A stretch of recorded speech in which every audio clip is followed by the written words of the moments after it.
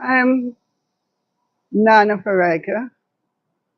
The time has come for the lioness to tell her story from her viewpoint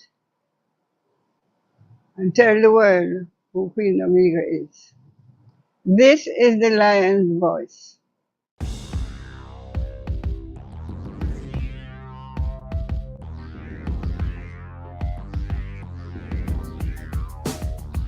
Well, lion voice, tell them that's the people first choice. Lion voice, make the lioness them feel nice. Lion voice, with the lion cubs we sacrifice. Lion voice, got to show the people them the light. Lion voice.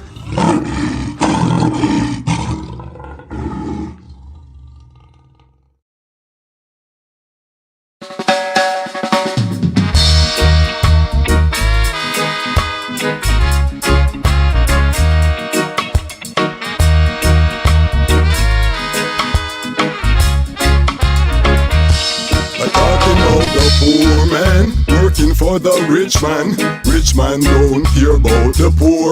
But look along the rich man own the poor man land. The poor say him can't take it no more. But look along the poor man working for the rich man. Rich man don't care about the poor. But look along the rich man own the poor man land. The poor say him can't take it no more. One day he started chanting, give me some land. Want get some land. Wanna build my own house, be my own man. Then give me some land. Want get some land. I wanna raise some little baby with a pretty black woman. Dirty Babylon, them want to stop the movement. Stop the family, them bring down unemployment.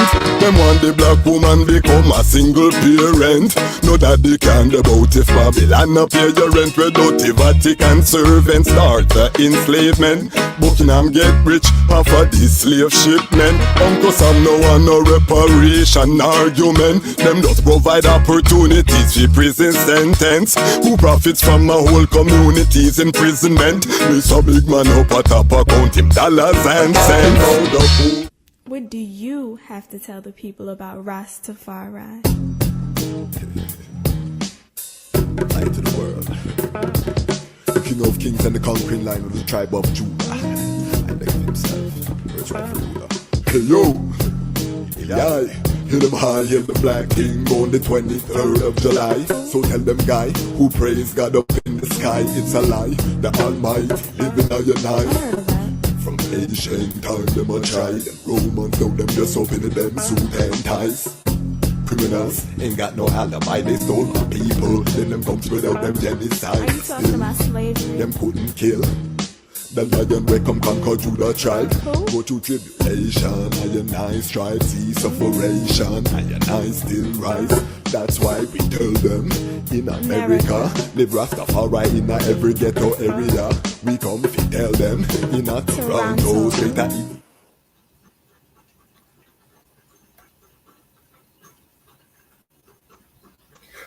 Greetings in that divine name of His Imperial Majesty, Emperor Haile Selassie I.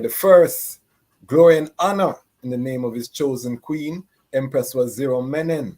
My name is Kwasi Bansu, aka the Chasmarch Kwasi, aka Ras Kwasi, aka the Reading Ras, aka the Pan-African Happy Man.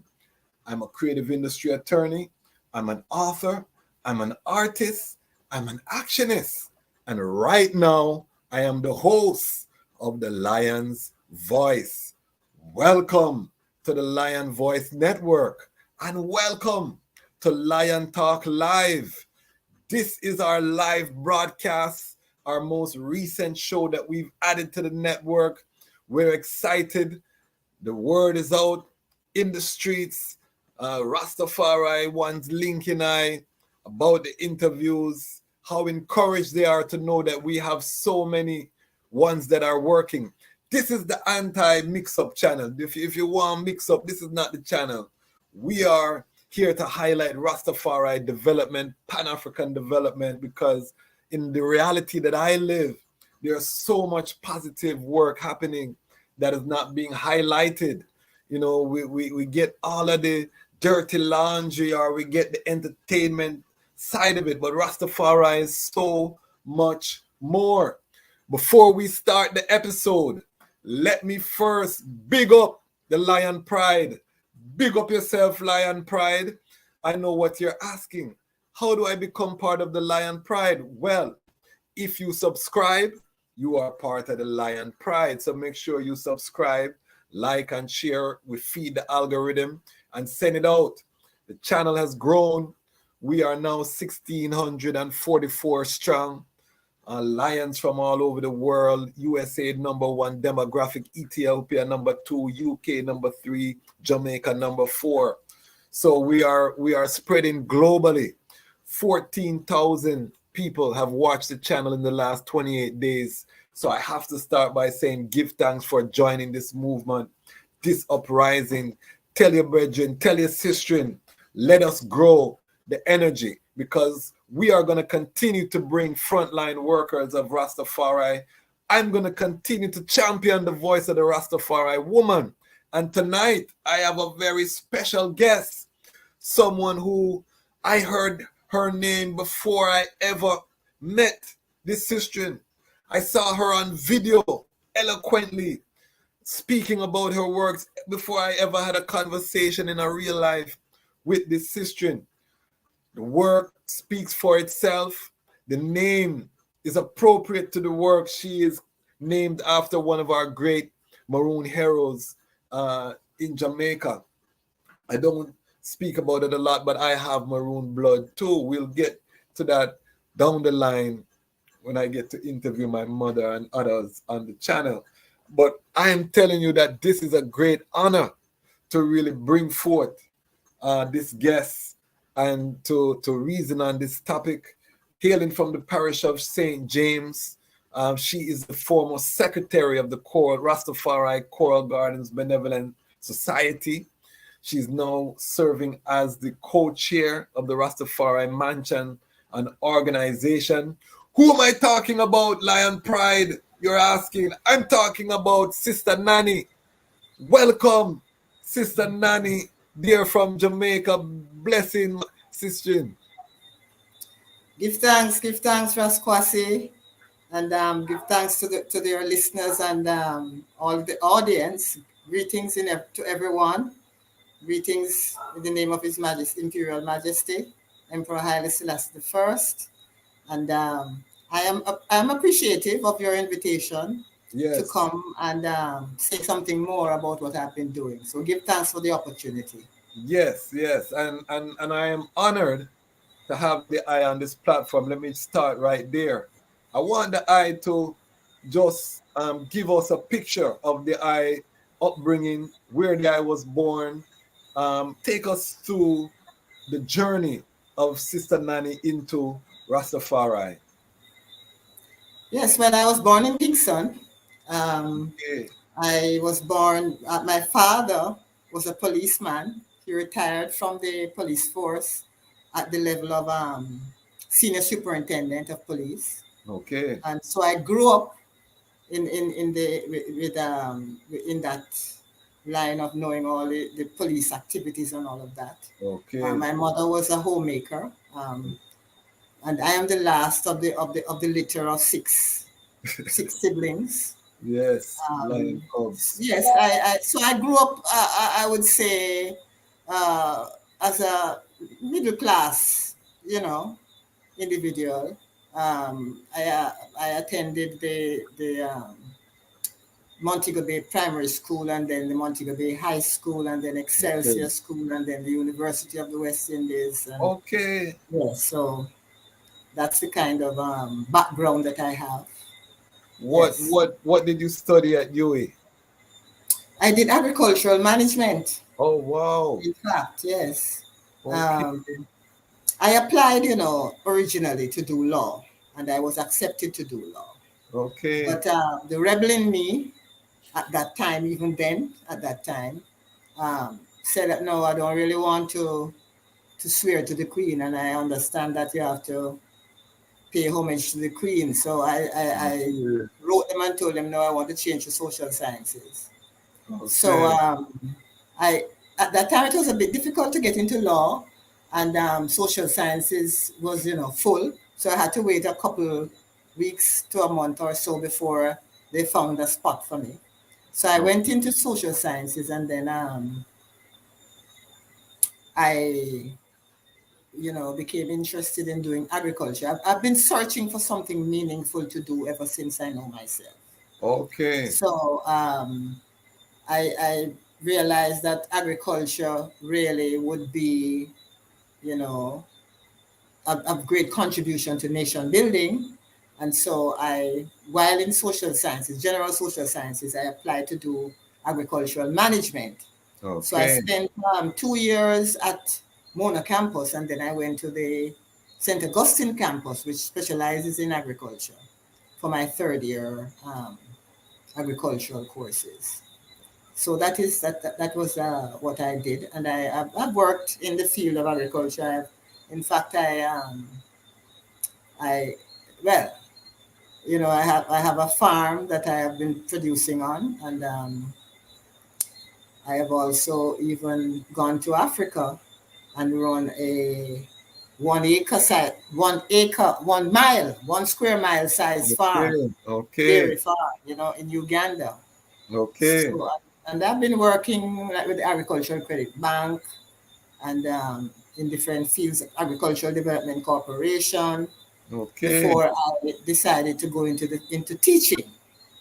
So I started teaching my first teaching assignment was at Nakalva Agricultural School. Oh, wow. Yes, and this is all new to I, Sister Nanny. So I'm just here marveling at the skills that we have within Rastafari. I'm smiling inside. Continue, please. Yes. So at Nakalva Agricultural School, I developed the curriculum for agricultural business management, and I taught there for I think it's just over 7 years. I did that teaching assignment for, and then I started my own school. It was a part-time program, doing accounting and so on. Because in doing agricultural business management, I'm exposed to different courses, so you do accounting, you do, right. Yes. And then I left that and got a job with the agricultural, the Jamaica Agricultural Development Bank. Is that okay? What year are we talking about here? We're looking at going to the development bank was 80s, in the 80s. Okay, because we have to clarify, because you look very young, so I want keep yourself busy, right? Yes, at the Agricultural Credit Bank, that's it. And I was director of field operations there, where I would really supervise the field officers that work island-wide. And a project was implemented there to upgrade the People's Cooperative Banks. Okay. People's Cooperative Banks are spread throughout the island of Jamaica, straight throughout the island. And they are, most of them were kind of, the structures needed upgrading, the staff needed upgrading, the entire systems needed upgrading. So the government decided to, they borrowed some money from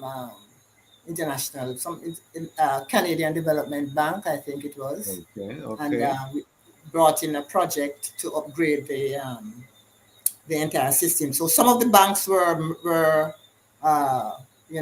closed because we created clusters, Okay. And so I worked there for some time again. Maybe another 7 years or so of my time spent there. Wow. And then that was after that. Now that is when I went to Uganda and did the dairy farming there. Wow. So during this period, were you already Rastafari at this time? Yes, I was. I was. Okay. Where did that journey start? I started this trod right after university, which was in 1976. Wow. Yeah. Can I give you some context? And 1977, I really sighted up the the fullness, you know. I would just let the I know I was born in 1977. Okay, so welcome, When the two welcome. seven clash, and I was born at the University of the West Indies. So I Okay, just want to show you the science. and on the Mona campus. Yes, on the Mona All campus. right, so you're At a the babe when Hampton. I was graduating. You see it, you see it. So just to show you the full circle moment that we're having right now. Yes. Because I had no idea that you had this wealth of knowledge. I reason with Sister Nanny from time to time and we work together, but you have to ask questions, family, because a lot of us have so many skills and do so many things. If you don't ask, you will never learn. So in terms of the Rastafari, what was that journey like? Young, middle class, Jamaican, which we know in Jamaica at that time, Rastafari was frowned upon, particularly Yes. middle class and upper class. You weren't uptown, but you're not downtown. So what was that journey like? Well, it was quite an interesting journey, you know, because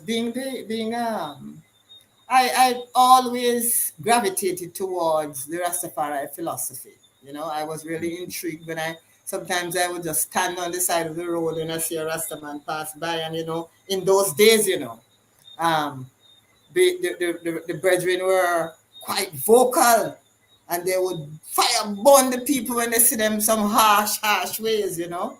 So I was really intrigued by that kind of behavior. Sometimes shocked too. Yes, yes, Um, but I was always gravitating towards that kind of, even growing up, you know. yes. Sister Nanny, you know, the other day, a virgin asked me why am I called Sister Nanny, and before I could even respond, another virgin said because she's a warrior, you know. And in my school days, I really didn't take kindly to anybody trying to you know, in any way physically abuse me. You know, in those days you go to school and the Okay, boys would want to take away the ball and, you know, okay. do all that kind of foolishness. I remember if my mother used to always threaten me because she said, but every day she's getting reports of me fighting and even fighting for for other people. And what happened? The other people can't defend themselves. And she used to threaten me and say, she's going to come to school and beat me with a mop stick so that Wow. I feel shame, you know, in front of others, you know. But even the day when I was doing common entrance, you know, common entrance is the exam before GSAT. Yes, yes. I I um I did the common entrance in the first morning, the first part, and then went out to lunch. I don't recall specifically how the fight started, but I um, did my share of fighting, and then, you know, brushed down the clothes and fixed up back and went in and finished up the common entrance. You know. So the name is appropriate, based So on yes, it is. And my warrior father, we're mentality. from the Maroon line, you know, because Okay. my father's family, um, he came from Portland, and he's connected to the Maroons. You know, he's Okay. Rowe, so you know, Yes, The Rowe surname is strong within the Maroon clan, I'm and familiar. yeah, so it is quite appropriate, you know. Yeah, I really don't. Yeah, I don't take foolishness Well, from we long time, way back. we give thanks. So in terms of when was your first awareness of His Majesty? You know, you're coming out of university, you see the Rastafari Well, support, but yes, what, you know, it is in that period of waiting to get a job after I left, graduated from the university. Um, in fact, we didn't do the graduation ceremony yet, but you usually this, you know, classes finish around about June or so, and graduation would normally take place around about December. So I was waiting to get a job, and you know, in that period of, you know, searching and introspection, I I um I used to read the Bible a lot, and in reading Revelation 5, and you know, seeing the whole Revelation, I read it because I remember when I was going to school, I at one time was you would say you're a Christian, you're in Yes, that yes. sense of the word. And I was kind of, I used to always sit and wonder when, why it is that the preachers don't preach from Revelation. They would get, the lessons taken from all different parts of the Bible, but the sermon would never focus on Revelation. So at one point I went to the pastor and asked him, how come? You have, you don't usually quote from the Revelation. And he said, well, to be frank, they don't fully understand it. So they kind of steer away from it. So him telling me that now even got me more interested now in trying to find out what it is in Revelation that they would not understand. So after leaving university, I had some time on my hands, and I sat down and read Revelation. That it just was so very clear to me, because in economics we would learn about the the the the European Union. Yes. The European Union started initially with 10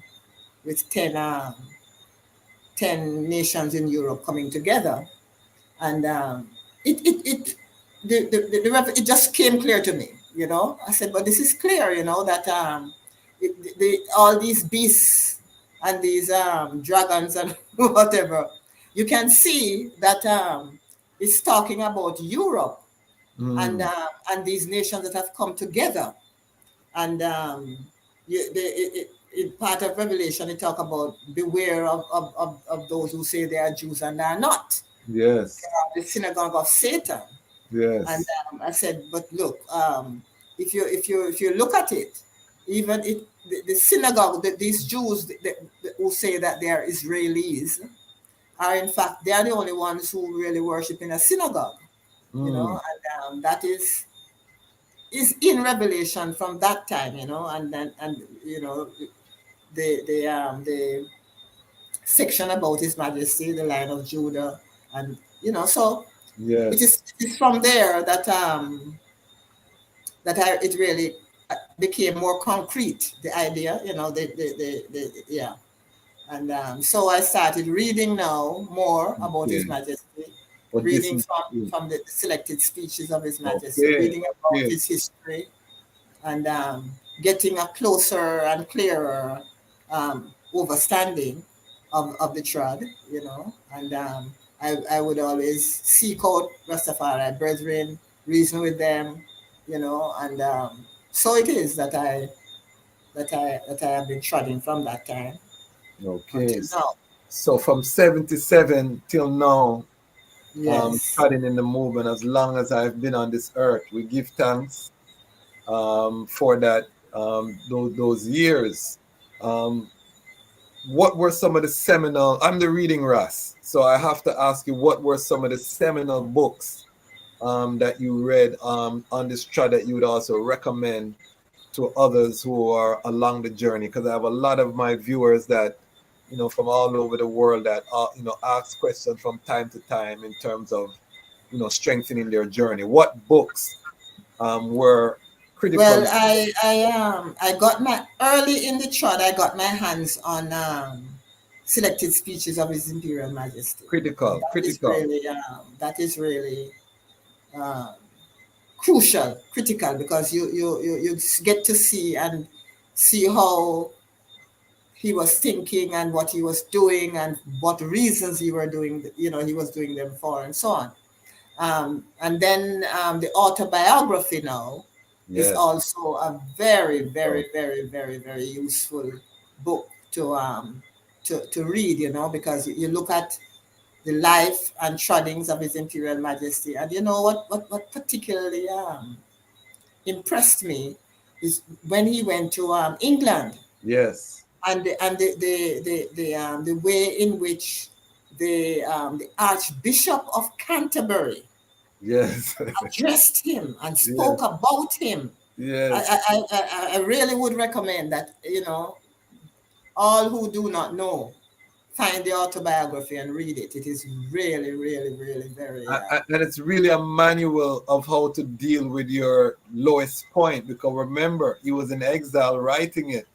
but the dignity, the certainty of the victory, you can see in those pages. And because we have to remember that this was 1937. But no, the Archbishop of Canterbury addressed him when he was traveling out before 1930. Okay, that was in 1924, the visit. Yes, to right, England. when he was regent. But I'm saying that the work, the overall autobiography as a work, was created when he was in exile in England. Yes. So he was really at a low point in the chart in terms of having the kingdom stripped. Right. But when you read, even the preface, and he tells you for certainty this is just for a time, and we are confident in the victory. So I tell brethren, when you're going through something so serious, you feel down or you feel depressed, that's a great book to read, to know that there's if you stay the course. But, it is all the different countries and dignitaries that meet him. They are themselves in awe of him. Yes. And so that he's really the King of Kings. Yes. Because all of these, as I say, the Archbishop of Canterbury, the head of the Church of England, was praised him in such superlative ways, and really, really, it's very impressive to read. I really recommend that everyone try to find that speech. And that was the height of Jim Crow in America, racial segregation, oppression, colonialism, and you see the praise that they are heaping upon Ethiopia and upon the King of Kings. So yes, these are eye openers. So for a young Sister Nanny, you say that this was an inspiration, leaving university to put on your covenant and to face the persecution that would come from your Jamaican society. What kind of pushback was there in your home or around your a lot, because I told you my father was a policeman. Yes. So but the thing about it though, is that I remember him interrogating me, asking me all kinds of questions, about why I am doing this, and my mother, she just used to cry and say, boy, that I am very selfish and that really, she was just hurt. Yes. But my father, now, he spent time asking me all the manner of questions, and I remember one day after him interrogating me, and he came to the country, he said, you're doing the right thing, but you're going about it the wrong way. Okay. So you're sharp, because them time that you're sharp, you're well sharp. Yes, so I have the answers ready for them, Yes. But after a while, they accepted it, and they supported me, throughout their lifetime. And I remember one day my father got up and started to sing the Ethiopian anthem as made popular by Marcus Garvey. Yes. And that we sing now, Ethiopia, the land of our fathers. Yes. And I was so shocked. So I went for my videotape and started taping him. I said, but what is this? But this now, he did that. That was after me going to Africa and coming back. And he was so interested in asking about everything that I experienced in Africa and all of that, And he just got up and started singing that. And I said, but what is this? Then my mother came out now. She was in the kitchen and hear him, and she come out and join him. But I said, but wait. All this time you people know this thing and you never even tell us about it. Wow. Then she started to talk about the days when she was going to school and her mother sent her to a private school, and every morning the principal used to line them up and teach them about the Ethiopian anthem and, teach them all of that. Now, this was like in the 90s now, Yes. So I'm telling you, it's a long time I've been trotting Rastafari. And they didn't let me know anything about that.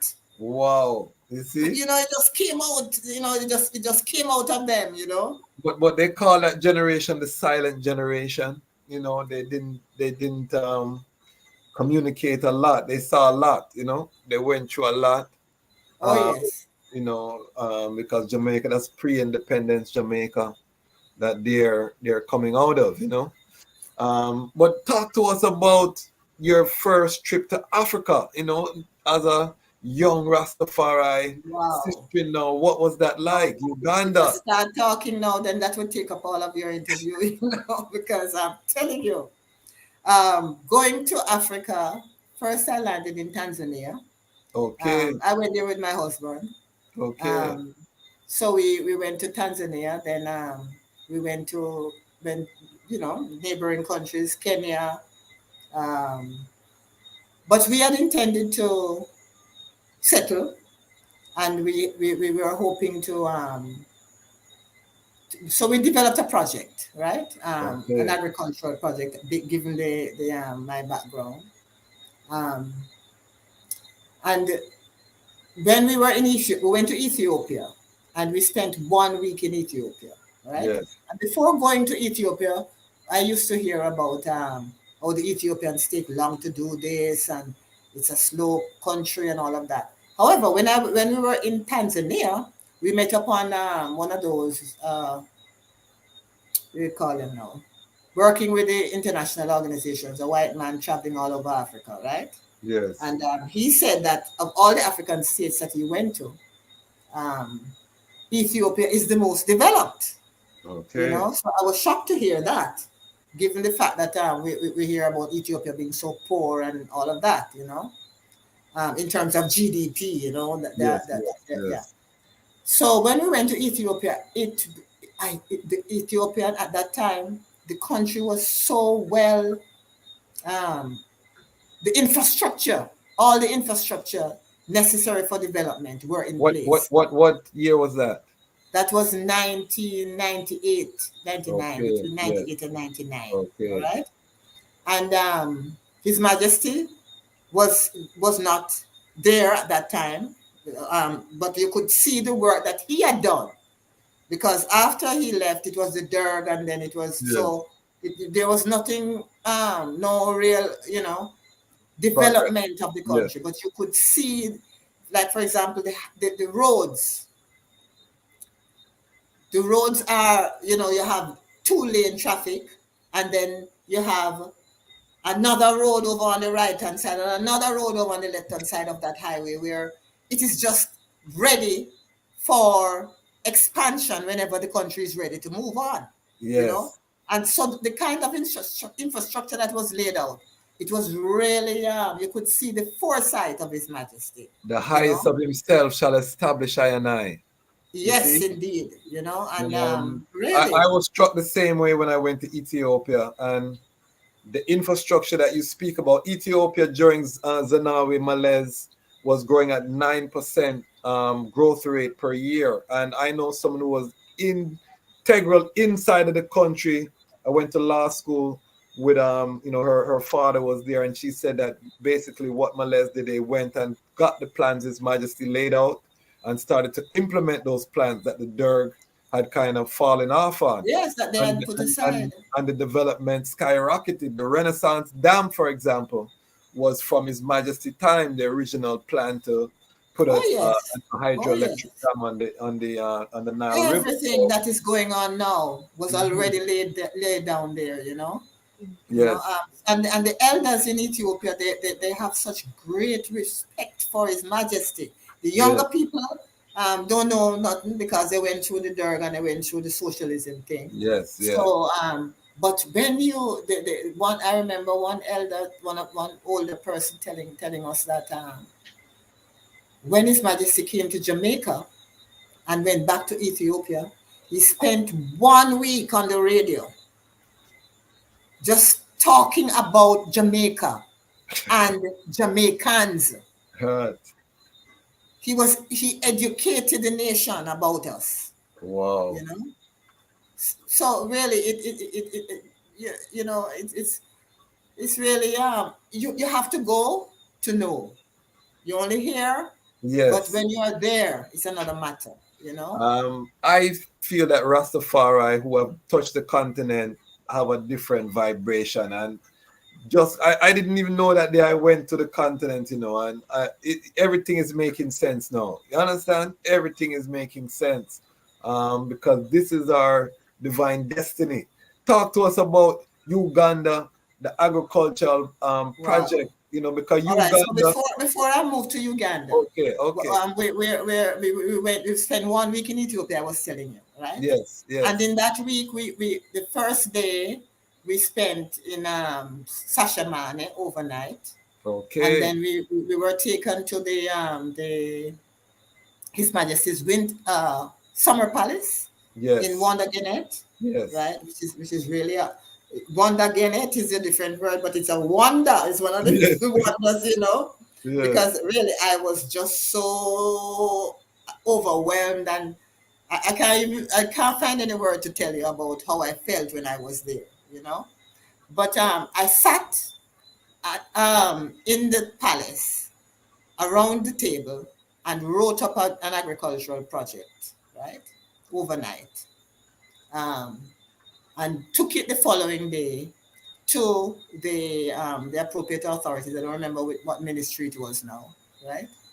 And within a day, the project was approved, and we received a license. Wow. And by the time we left Ethiopia, and I told you we spent 1 week, right? Yes. By the time we left Ethiopia, we knew what we wanted to do, all right? Yes. So we went back to Tanzania where we were staying, and we after that we spent 2 months or so in Tanzania in the area. Yes. And then we left and we said, okay, we're going to Europe to because we did, it was a soya processing project that we came up with. Okay. And so we needed now to find markets, because we want to export the Yes. soya beans to be processed, right? Yes. And so we went into Belgium, and we spent some time there, and we visited processing factories and so on. And then we came back to Jamaica. Okay. And that was when my father got up during that time my father got up and sang the Ethiopian anthem, right? And then we went back in to Ethiopia. We were in Jamaica. We were hoping to find. We had planned that we would put on a show, because my husband now is more of a promoter, and and Yes. he knew a lot of the artists and so on. So What was your husband's name? well, I used to call him College Red. Okay. But Okay. Joseph Williams was his name. He's Okay. passed now. Okay. Sorry to hear So that. we had developed a plan to get artists to come to, because everywhere we went in Africa, we go to Kenya, and the youth just surround us. I'm telling you, one day I even got scared, really genuinely scared, because when you live in Tanzania, you're going to Kenya. The Tanzania is more like the rural part of Africa, so it's slower paced and everything. And so they would warn us, when you go to Nairobi, you have to be very careful and all of that. So when we went to Nairobi, we went on a tourist bus, right? We traveled inland from Arusha to Nairobi, and we were the only black people on the bus. Wow. Even on the plane going to Africa, we were the only black people. Wow. And coming back, the same thing, right? So when we got to the border with Tanzania and Kenya, you have to go to go through customs, right? Yes. So you have to come off the bus and go into the building, and I'm coming down the building, coming down the steps of the bus. So I'm looking down. I'm not looking out. I'm looking down, making sure that I'm taking the right steps. And I just hear a voice, sister.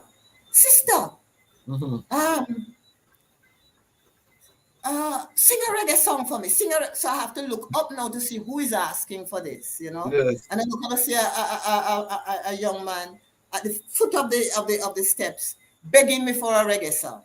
Now, this is the kind of way, as they see you, they know it's Rasta and they're associated with reggae. When you go into the customs hall, the customs officer takes the passports as a matter of, you know, the regular work. And when he sees that he's holding a Jamaican passport, it is something. He said, "Oh, yeah, I look up at you. How is the place?" And forget all about his job, you know, and want to tell him about you meet a Jamaican now, yes. Yes, it's something else. Their response to us as Jamaicans throughout my travel in Eastern Africa, it's just like that. So when we got to Nairobi now on the bus, some young men spot us coming into the city, and they spot us on the bus. Even before that, when you stop at the Maasai and they have the beads and so on, they just come and put beads around your neck. They can't speak the language, but they're just looking straight in my eyes and giving me beads. And you know, the white people on the bus, they were looking at us and wondering what's going on, you know. You know. So when we got into Nairobi now, there's some young men spot us and shouting out to us, and what hotel we're going to?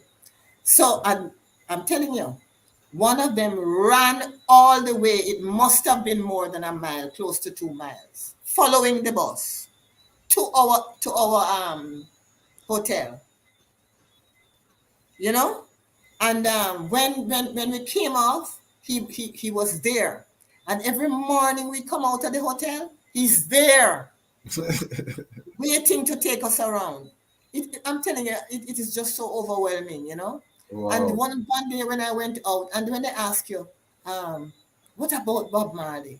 No, what about Bunny Wailer? Yes. And we say, you know, he's there, yeah. You know Bunny Wailer? And we say yes. And wow, it's just like, you know, they can't believe it. And so just the crowding around you. When you look on the buses, for example, you know, you would see a huge bus, and the entire side of the bus is marked Buju Banton. Yes, that is how the you know, it's just so amazing. So one of those days we so much we were crowded. People were standing around us to the extent where I started to remember the warning. From Tanzania that, you know, you have to be careful. So we kind of quickly retreated to the hotel, you know, because it was really a large crowd was gathering, you know. They think you're an artist. They think you're a star. Pardon? I said they thought you were an artist or a star, celebrity. Yes. Once they see you and you, so that is why now we said, okay, we're going to do some reggae shows. Okay. Right? And so we came to Jamaica, and we contacted some of the artists, and we made some arrangements to do the reggae shows, and then we went back in because we're trying to find funding for the project that we developed. So when we went back into Africa now, we couldn't get any flight straight to Tanzania. Yes. Everything booked out. So and we were in Belgium at that time. So we saw a flight that Egypt Air that goes to Uganda? No, it goes to Uganda, but they stop in Egypt. Yes. Right. So and then we would connect from Uganda now to Tanzania. Yes.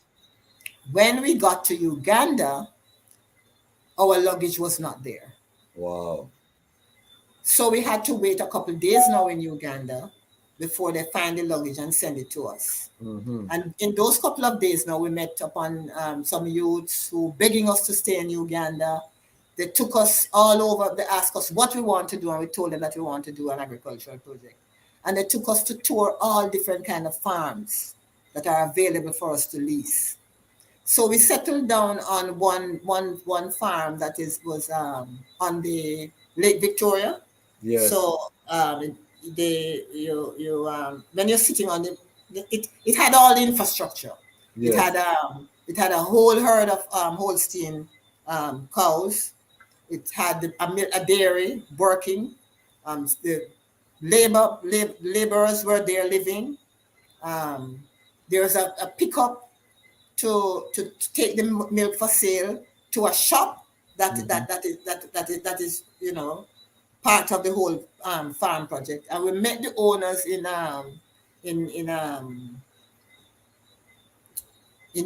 come on now, what's the title, the capital of Uganda again? Kampala. Kampala. So Yeah. the owners. You see how she test me, people. You see how me test me. I'm ready for you. Let them know, sir. Don't take it lightly. Don't take it lightly. So the owners were young men because they inherited the property from their father who had died. And you know, the young men, they don't really want to do this type of thing. You know, them in the city running their business. And so we leased the property from them.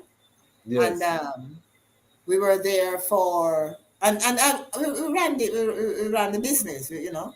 Wow. Operated the business. I hear that Uganda have the perfect climate, you know, in terms of the temperature. The British used to call it the Pearl of Africa, no? That is what I heard, you know. I hear that it's literally, and you know, like there was so much propaganda about Idi Amin, and when I spoke with the people, they said that most of the black people became wealthy because of the fact that the Indians ran away and left their properties. Okay. And they also said that if Idi Amin was bad, Obote was worse. And you know, Obote was the one who the West put in to rule. And they tell us about all the atrocities that Obote committed that we didn't hear about. Yes. But it was all we heard about was Idi Amin because of the fact that he tried to change the system, you know. Yes. So so Uganda was really a great experience, you know. So how long did you end up staying there, you said? We stayed there a year. We stayed there a year, and then while I was there, my mother passed. Okay. So I tried to come back, and you know. What year was this that we're talking about now? 2000 and. Okay. 2000 and early. I think it might have been 2001 to 2, something like that. Yeah. Okay. So we came back and got caught up back now in the whole Jamaican system because my father was blind and he's alone, and you know all my siblings are abroad, and you know that type of thing. So we got caught up in that, and so we didn't get to go back before my husband passed. Yeah. Okay. And we're so sorry to hear about the passing of your kingman. Condolences from the family. Because I know how that feels to touch Mama Africa and then have to return to the West. Everything just seems duller. You know, it loses its luster a little bit. You know, when you see Mama, and you see, you know, the glory of Mama, and this is why I say everybody has to visit. Don't let anybody dissuade you from touching Africa. But the one thing that I know is that you need to have resources. Okay, let's talk about it. Yes, you have to have resources. You can't just go with a few dollars in your pocket. You have to have a plan. So I can't just go with a zeal. I can't burn a spliff and just book a ticket and say, "Me I go as No, that's not going to help you. You're going to have to come because you see, the Africans are looking to us. Yes, that's the thing about it. You know, the assets are there, the resources are there, but it takes capital to really, you know, bring it forth. You know, and the Africans are looking to us for that type of you know, liquid cash, liquid capital, you know. Yes. We can't go there expecting to get a job. You have to go with a job. No, definitely not. That's out of the question. Yeah, you want to go with a job creation mentality to build, because one of the things that we are looking at, and we'll get to this, is agriculture as the backbone of Rastafari. So I'm so glad to hear the eye specialty, and the eye is gonna hear a lot more phone calls from my Sister Nanny. You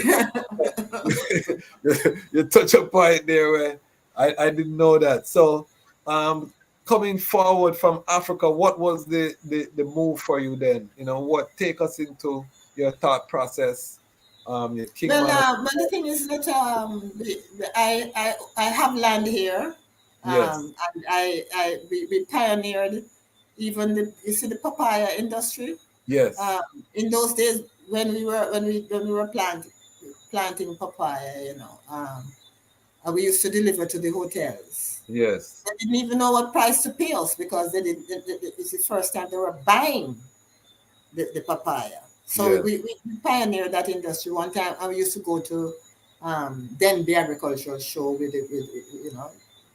and at one we used to get first prize, second prize. In 1 year we got first, second, and third prize for the Wow. quality of the papaya that we produced. So we just went back into farming here. We were hoping to sell the property and use those resources in Africa. Yes. But that fell through. Somebody in Belgium, that's why we were in Belgium, promised to buy the property. But then when we went to Belgium, we realized that it was more talk Okay. than anything else. Yes. So we came back and we just got back into what we were doing here, and as I said, my father was here alone, and so Yes. yeah. The realities of family. So, do you still operate that farm? Well, no. I When my husband passed, I just Yes. moved away. I didn't spend one night there after that. Wow. I Okay. just came back to my family home in Montego Bay, and so the property is there. I've tried to do some farming, but it's too far away. It's in Trelawney, and Okay. yes, and so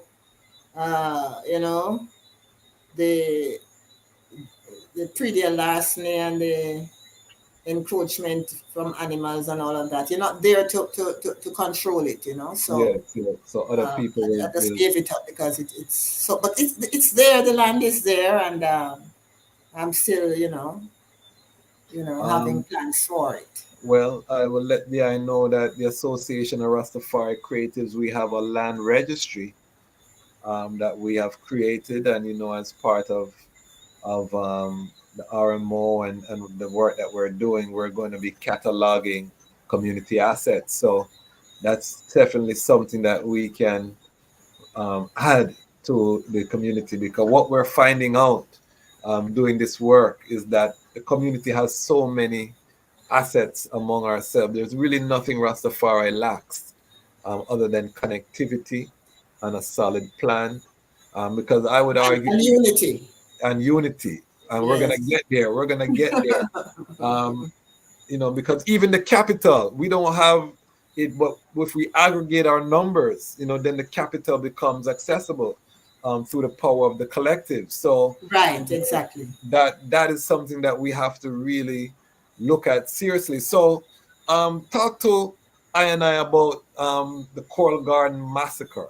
Let us set a tone, because I want to get into the work of the Rastafari Coral Garden Benevolent Society, the important victories that have been won. A lot of people don't know, or there are misconceptions about, what the negotiation with the government was like, and what were the actual success story. Because I believe this is one of our great success stories. More work to be done, of course, but we want to, on this channel, to highlight the great work that is happening, because oftentimes, we get frustrated because we hear the mix up, we see the back and forth, we see the artists them kind of drifting into a whole different segment, but we don't hear about the frontline workers that are fighting for the creed, that are fulfilling the Rastafari creed, that the hungry fed, the naked clothed, the sick nourished, the aged protected, the infants cared for, and the ignorant educated. So I want the eye to just explain to our viewers globally, what was Coral Garden and why is it called a massacre? Okay. So in 1963, there was an incident. All right. that took place with all right, so let me say before 63. And I told you earlier that my father was a policeman.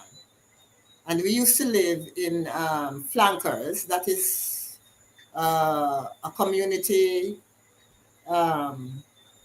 very close to where the gas station was that was burned down. But my reason for going back there is that on the day when the incident occurred in 1963, I was on a bus coming from Kingston and heard about this, what happened. And the policeman who led the team in that time lived in the house that we had moved out of. Okay. Right, and my father was transferred to Trelawney. He was in charge of the Falmouth police station and the entire area of Trelawney. So what really happened is that an incident occurred as a result of a man taking his own you'd call it, you would say, vengeance is mine, saith the Lord. But what happened to him is that around about 1961, they used to farm on plots of land close to the Rosal estate. Yes. And this man, Rudolph Franklin, was his name. Now, he and his brethren used to farm in that area. Okay. And the police would be called by the overseer of the Coral Guard of the Rose Hall estate, used to call the police, and the police visit usually always coincided when he's ready to reap his crops. So it's really a malicious type of thing, you know? Yes. So the police would come and then they would chop down his crops and tell him that he's occupying, he's a squatter and he should come off and all of that. And he used to insist that he's not a squatter. All right. Now, I'm telling you this now from a police report, yes. Right? Where what took place before the 1963 incident. A policeman wrote his report and he said that he was one of them who was called to assist the overseer to execute an eviction order. Okay. Right. So Carl Jarrett got the police to come, and he said that he went as a policeman. It is not his right to interfere. He was only there to make sure that violence would erupt. All right. So he said that he went to the farm. He and the overseer and another policeman. And when he went to the farm, he described all that he saw, in terms of what crops were there, and he pointed out that they did not find any ganja, not in any form, not growing, not stored or anything.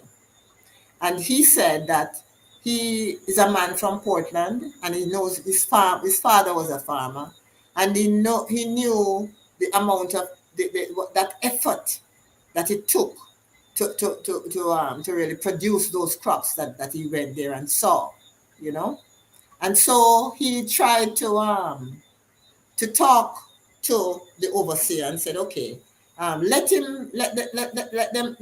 Rudolph reap his crop, right? And he personally volunteered to go and talk to the Car Jarrett, and for him to allow the Franklin some time to reap his crop, and then so that the eviction order could be served.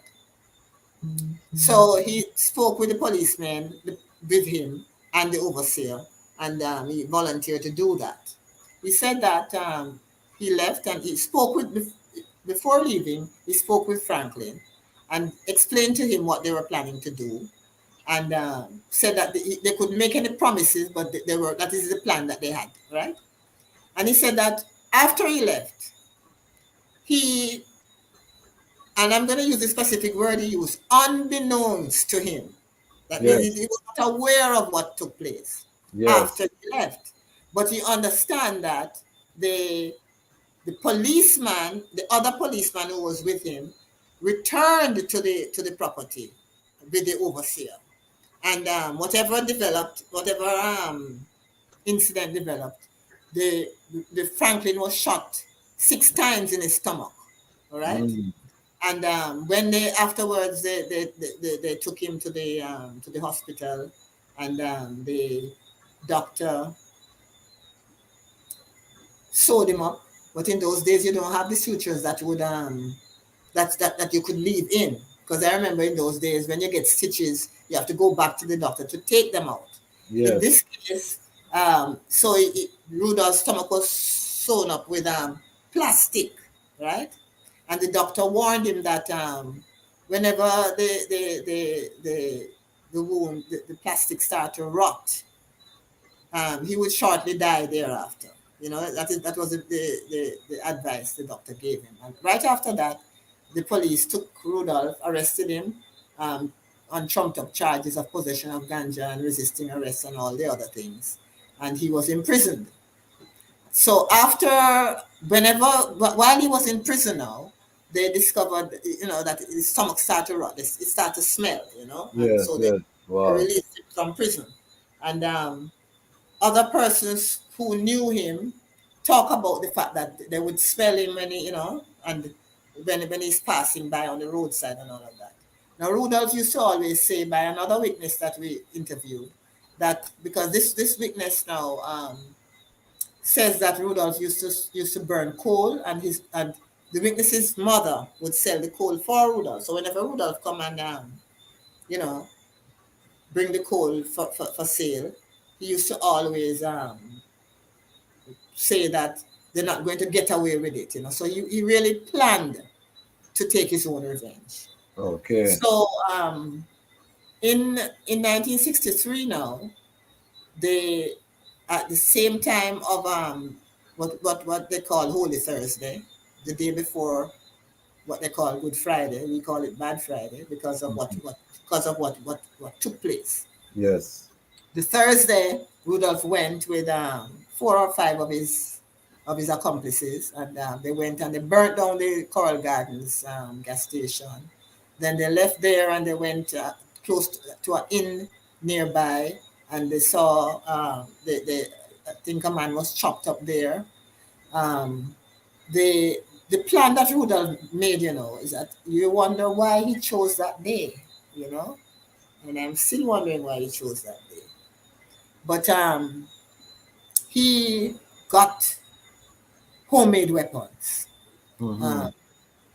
He used cow skin to wrap himself, and so that it was a kind of bulletproof protection. And he had like cat o' nine whips with the iron at the end. So when you make one flash of that whip, it sounds like several bullets going off. Mm. And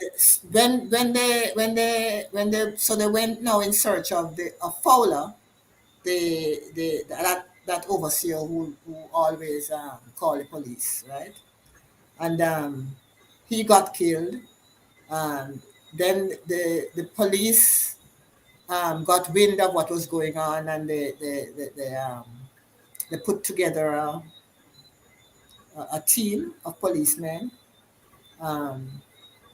and they went in search of Rudolph in the bushes, aided by citizens. So they had private militia and all that type of thing. And now the police, the leader of the team, and as I told you, I know all these policemen, because Yes. most of them that are in the records, I knew them personally. Wow. So this one Fisher was the one who led the team. Yes. I told you that he used to live in the house that we moved out of. Yes. So when we heard about this thing as children, we were saying, wow, that is what our father escaped, you Wow. know, because that's how close, our family, went to that incident. However, my father used to always say that he would have handled it differently. Unfortunately, I never asked him how differently he would have handled it. Yes, But yes. I can imagine, because if you listen to what happened, Fisher had the bullets and he had them in his breast pocket, in his the shirt that they wear, a kind of jacket, bush jacket type of thing. Yes. He was an inspector, and the policemen under his command were issued weapons, guns, but there were no bullets in them, right? Wow.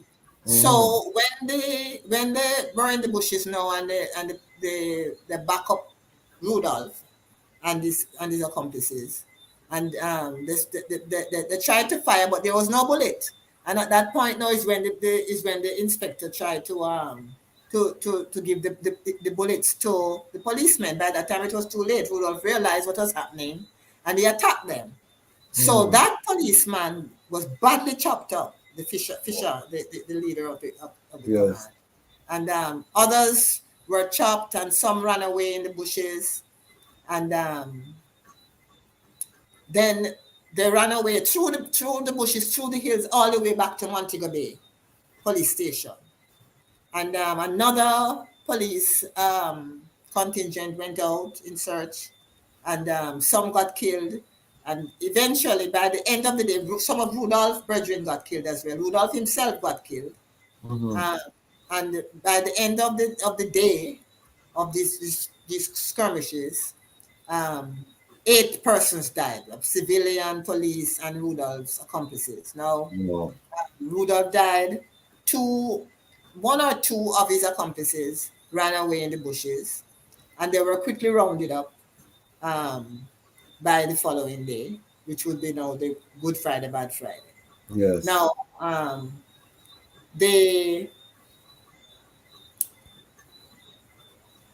Prime Minister at the time, Bustamante, came to Montego Bay with all the heads of security, and the whole excitement went on in Montego Bay, and he ordered that they should bring in all bearded men, dead or alive.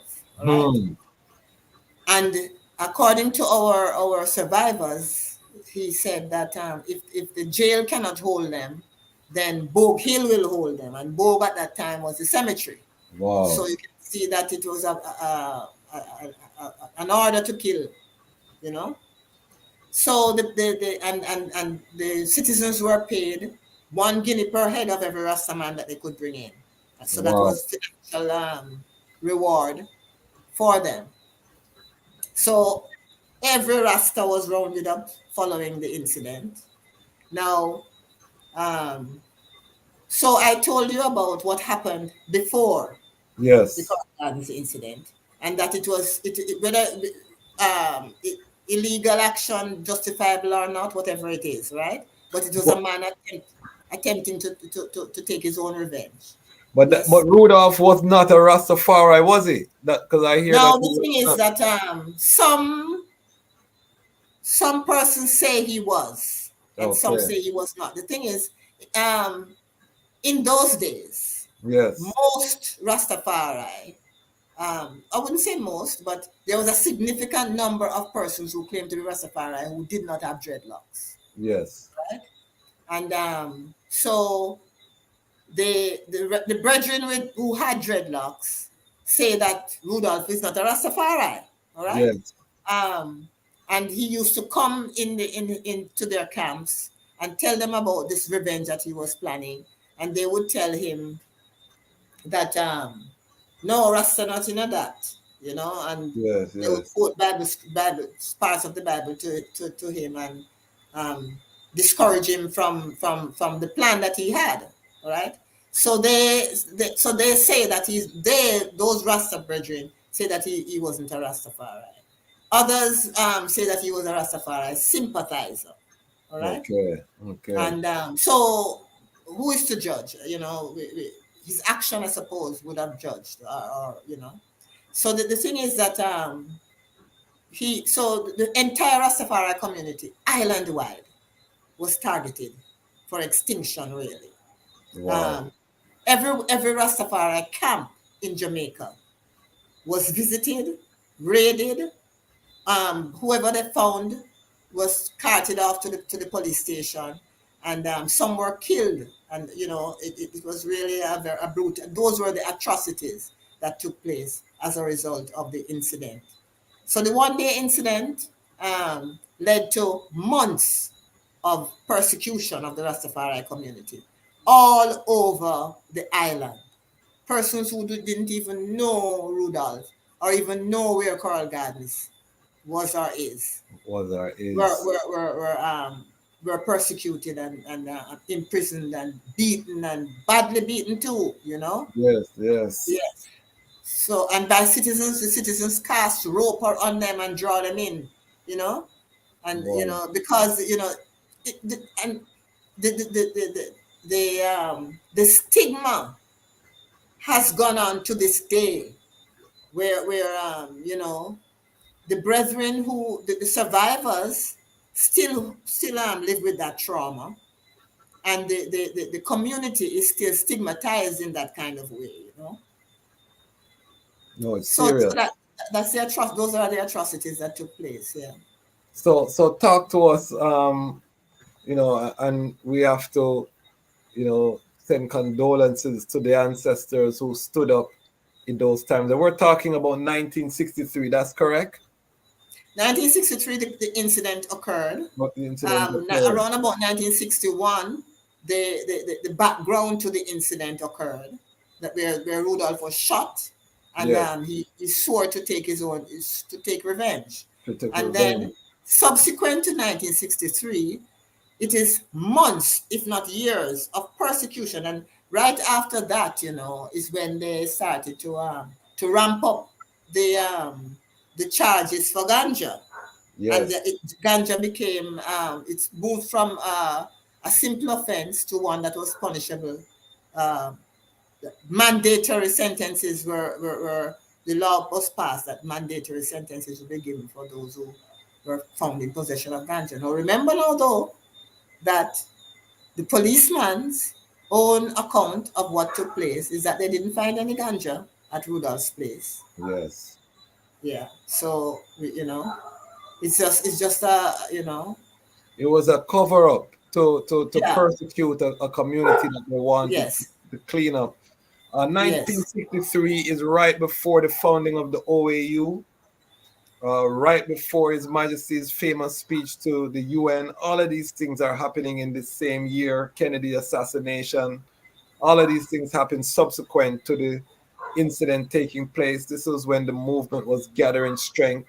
When was Bakawal destroyed? Was it the same year? No, Bakawal was after that.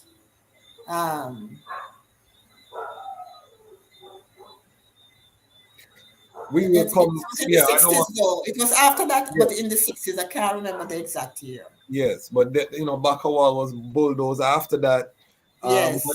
This set up a government action against the state. So in comes the Rastafari Coral Garden Benevolent Society to address this atrocity. Give us the history.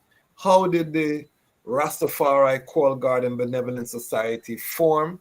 And then we'll talk about the battle that they had them wage against the government to get some type of recognition and apology. All right. So the Rastafari Coral Gardens Benevolent Society is a development out of the first you had an agitation committee.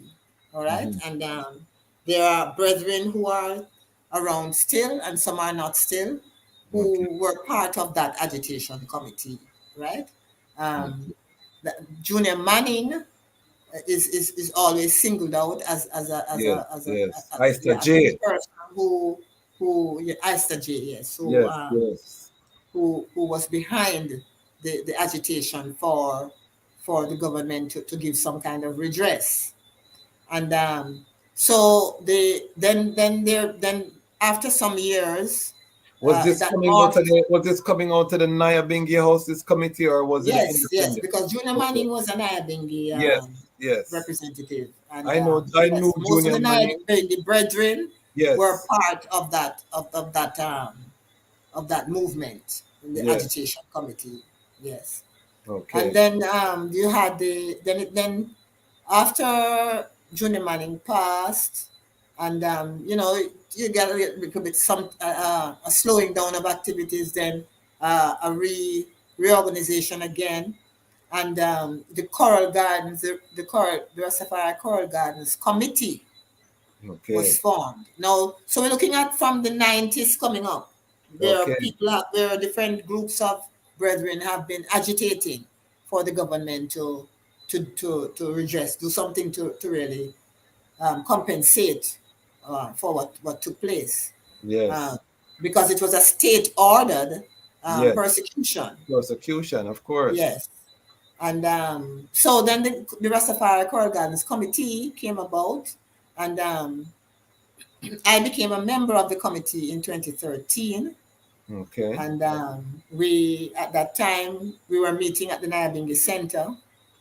And then we started to discuss that we needed to register an organization that would be recognized by the government, and so that the government would take us more seriously when we try to represent on behalf of the community.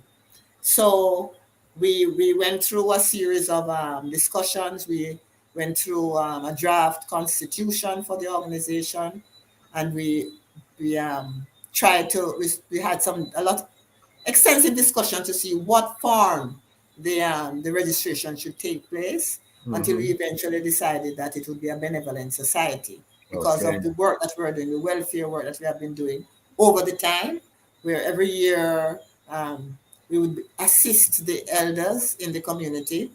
After every commemoration event, we would try to put together a package for the survivors, and we would do whatever assistance we have that we are capable of in terms of our limited finances. Okay. So we decided that it would be a welfare organization that we would register.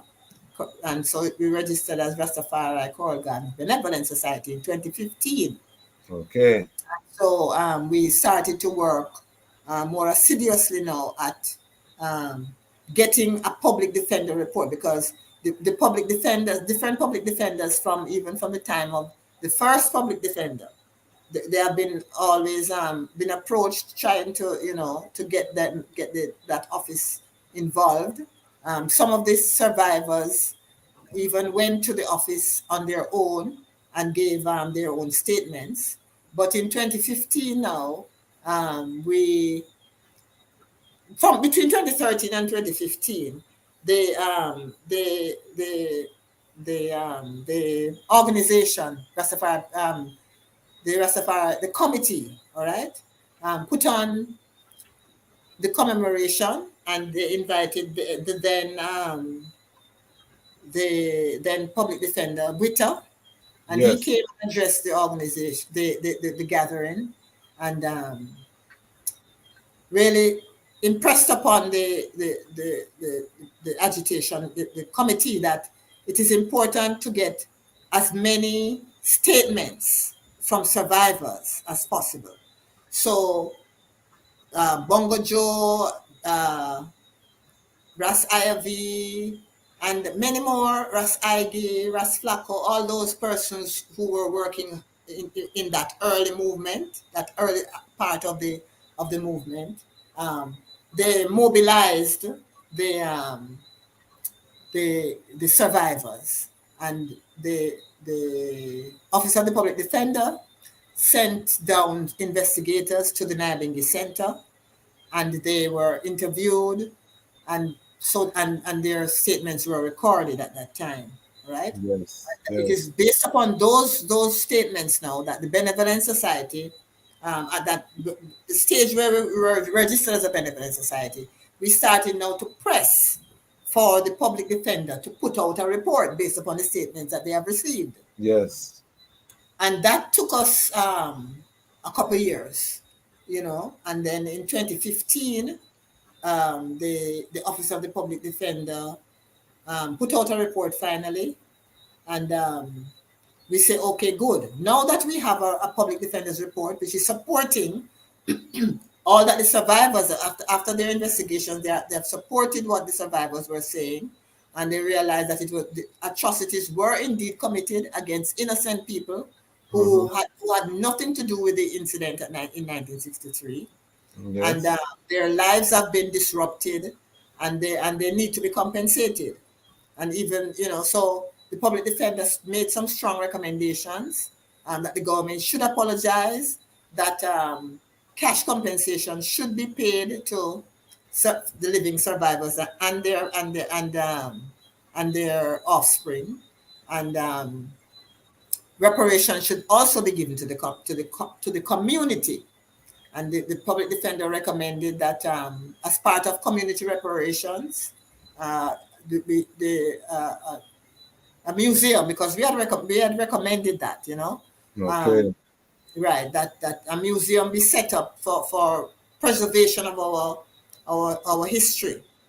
And the public defender's report also recommended that ganja be made whenever the ganja laws were fully freed up, that the Rastafari community should have access to a free license, and that the government should assist a Rastafari cooperative to produce ganja and even export ganja, right?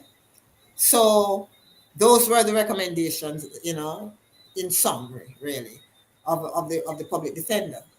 So having had the public defender's report in hand now, we now started to get even more serious on the agitation for the government to apologize. Okay. And so we conducted marches, rallies, radio and television interviews, and every time the commemoration is coming around, then the public would be public education drives. We had public meetings in different parishes, and all towards pressuring for an apology and for compensation to be paid to the survivors and reparations to the community. Okay. So in 2016, we met with the new administration of government, and we presented to them a 13-point list of recommendations. Yes. That came out of a community meeting, Okay. And, they had that since 2016, and after a lot of public pressure and marching and so on, in 2017, the Prime Minister apologized. That was Prime Minister Holness?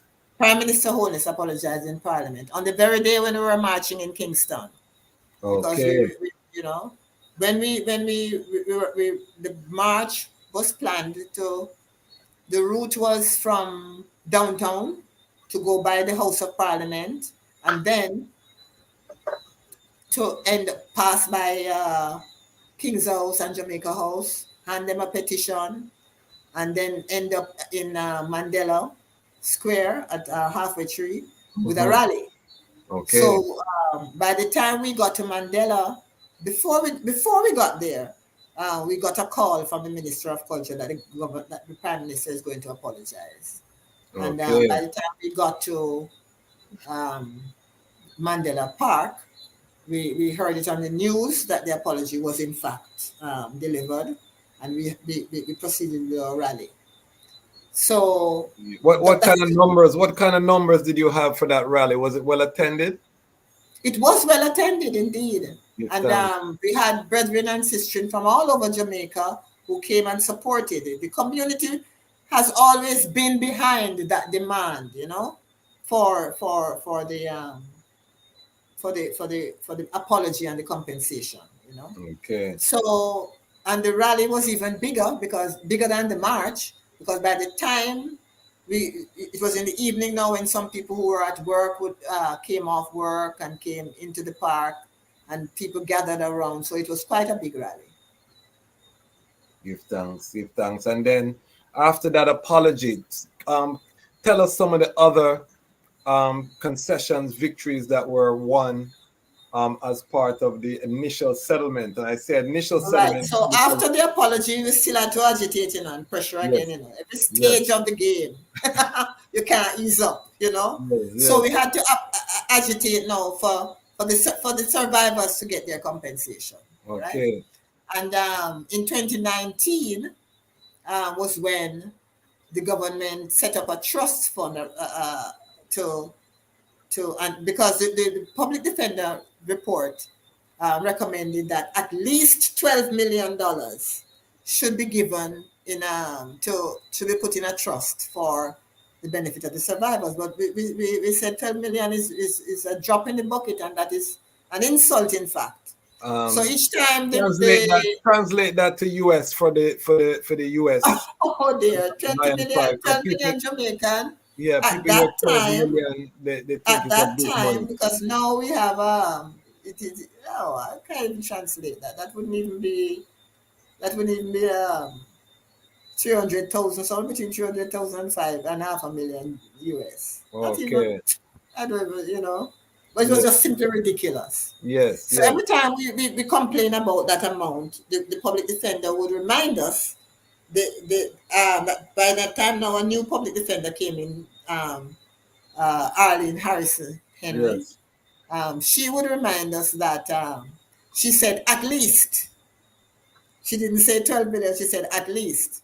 So, but the government wanted to stick to that 12 million, and we said no, no, no, no way, no way, no way. And we continued our agitation, we continued our pressure until How many survivors? Just to be clear, how many survivors 20 was plus, it? close to 30 at the time. So there was 30 to divide up less than $1 million US, or less than $500,000 US. Yes, that was a ridiculous amount. To show the disrespectful kind of positioning, right. because these are just little Rasta people.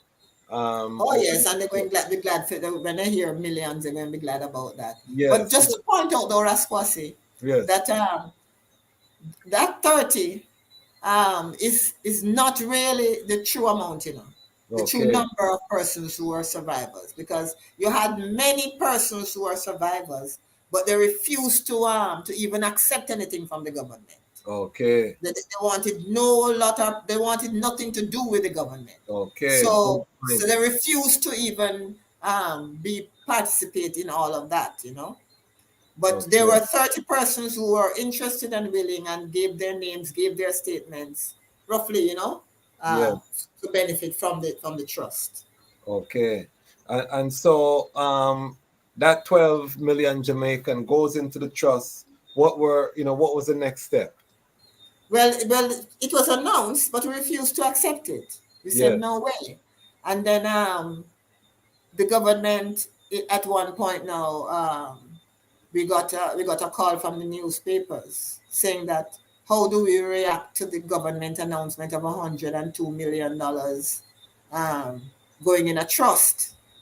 Now we have been negotiating with the government, and we were not called or told anything about it. It is the news that the news. It is the news people who are going to call us and asking us for a reaction. Yes. So my first reaction, of course, is that because the survivors were always saying that they want their cash money, they don't want anything to go in their trust. In fact, one of the survivors said, "In God we trust, man must pay cash." That was his summary of the whole idea of a trust fund.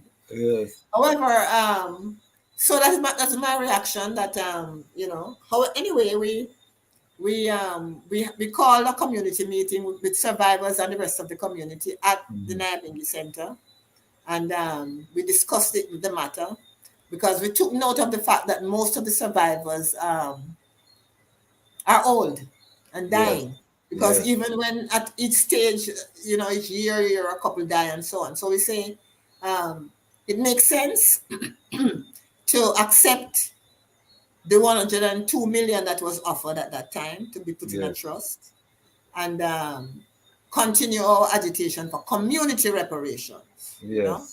So we accepted it, and in 2019, the trust fund was set up, with the Administrator General's Department. And at first it was 78 million that was put in. Yes. And up to last year, because up to last year 112 million was put into the trust fund. Right. Okay. So that is what was put in so far. So how does that work in terms of disbursement? Are the survivors now getting cash payments, or how does that work? Yes. So what they get is a monthly disbursement of Okay. Starting with $100,000 when they Yes. first started. Yes. So that is going on, that they get it directly in their bank accounts, or the bank accounts that were named by them, because the Yes. appropriate documents were signed with the Administrator General's Department. Okay. Give thanks for that. And then I understand that, or I overstand that there was a home for the elderly. Yes, we requested that, and in because we have survivors who have no caregivers. You know, Okay. Rastafari Yes. already, and they're not recognized by their family members.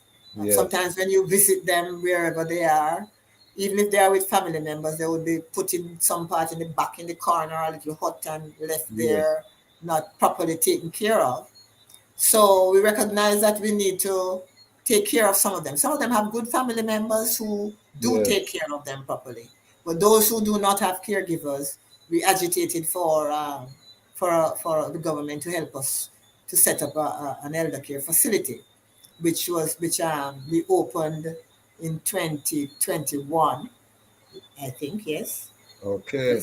Right, because there was a intervening period of the pandemic that made it difficult for us. And how was that building funded? Was that funded out of the trust, or was that No, additional? it is separate. It is the expenses are borne by the Ministry of Culture.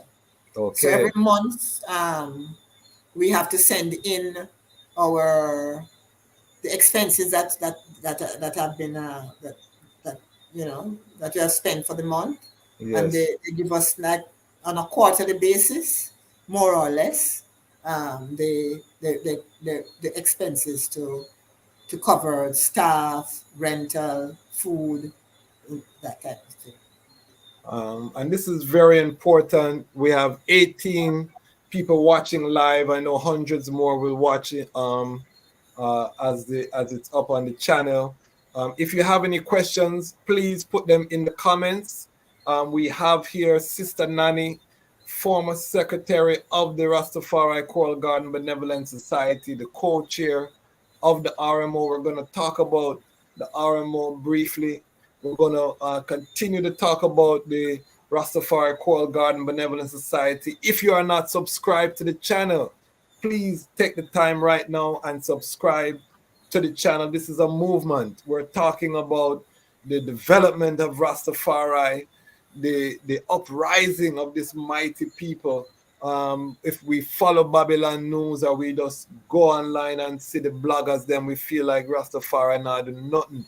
But there is a lot of work happening. We're hearing it right now from another frontline worker, and these are important victories, although they may not be the ideal. We know that we would love to get billions from the government to be able to cover a lot of development.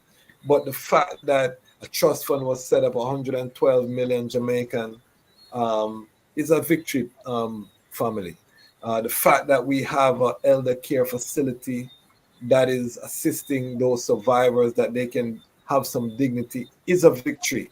We still have a long way to go, and that is where we're going to take the conversation. So again, if you haven't subscribed, please subscribe, and we are going further to speak about what are the current challenges, because you talked about community reparation.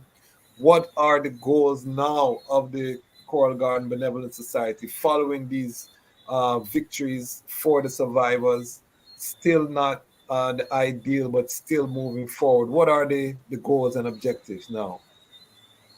Yes, well, in the 13-point list of recommendations that we had submitted in 2016 to the government, Yes. most of them apply to the community.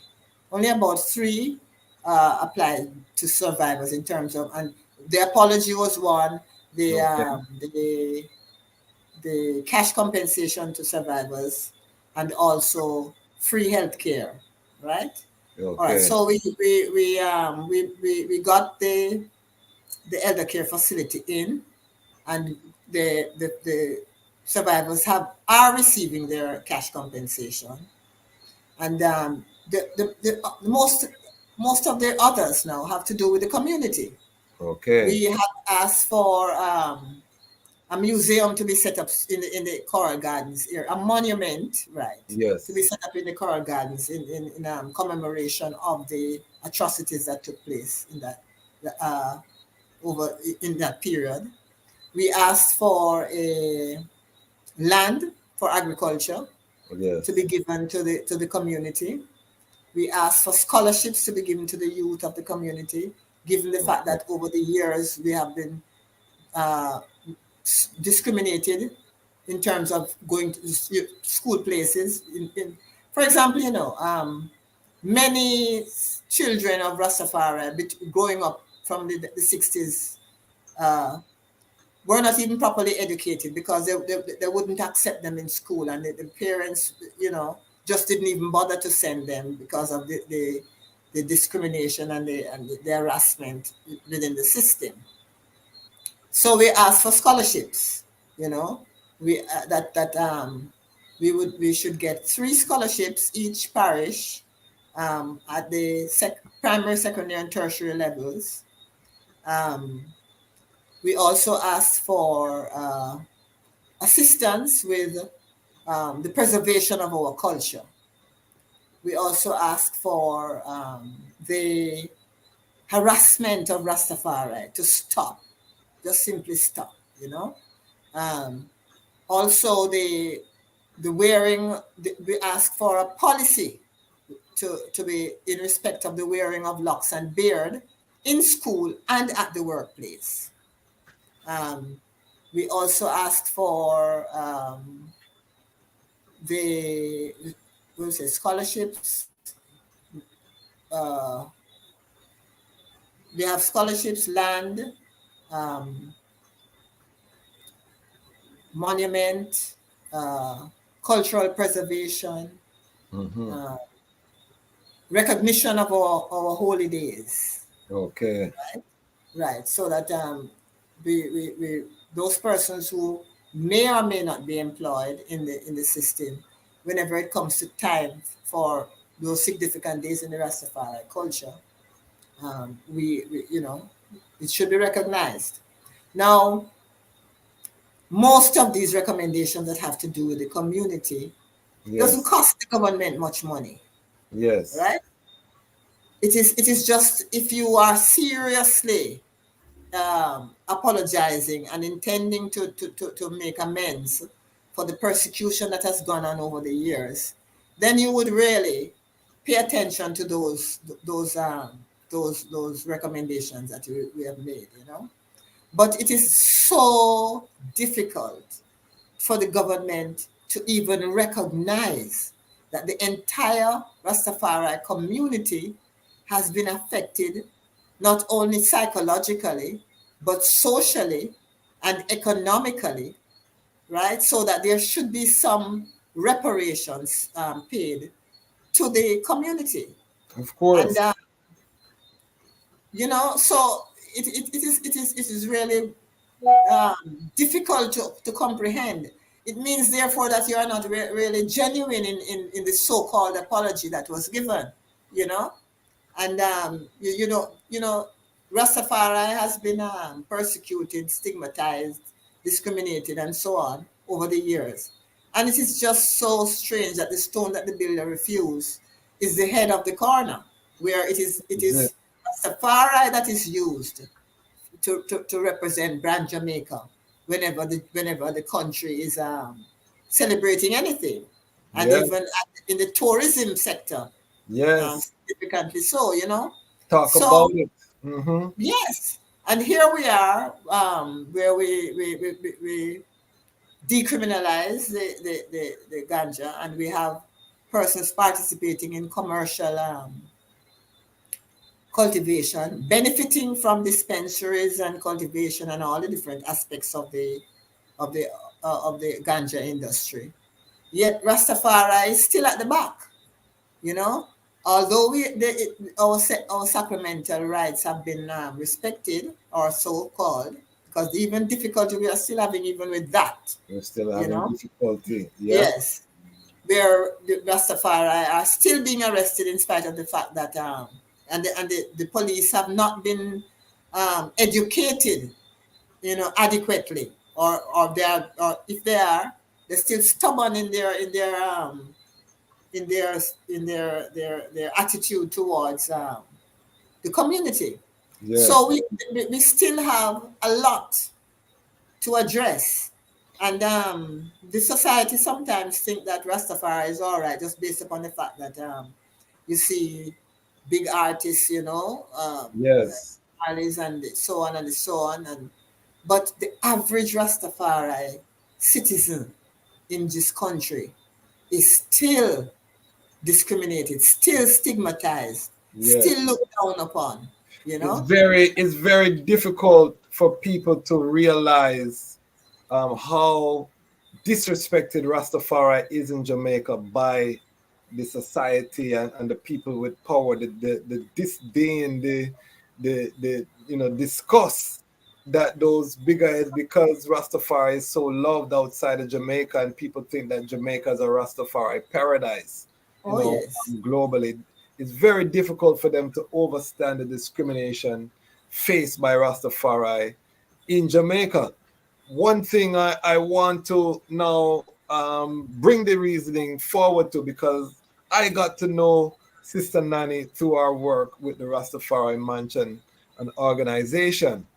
You know, and it's been a joy to work with Sister Nanny and Ras Daniel, who's the other representative from the Coral Garden Benevolent Society.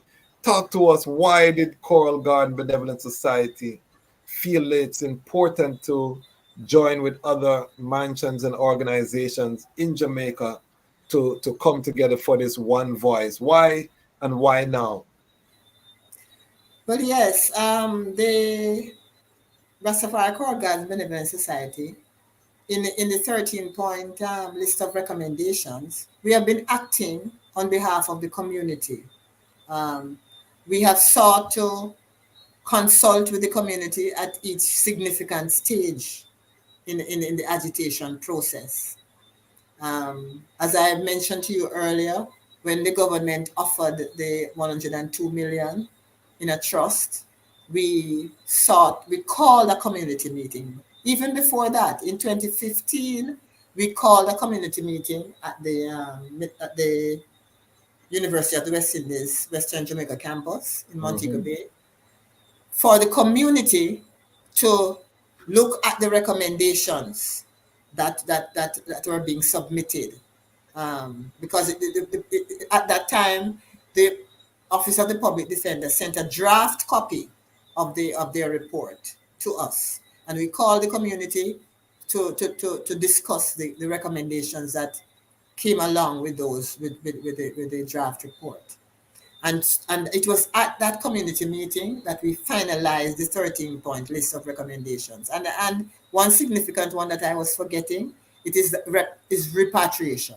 Yes, yes. Repatriation, we also have in our 13 point that the state should assist any Rastafari who is willing and interested in going back to Africa, and find a state in Africa that is willing to accept them, that they should assist, not only in terms of cash, but also in terms of having a proper resettlement program.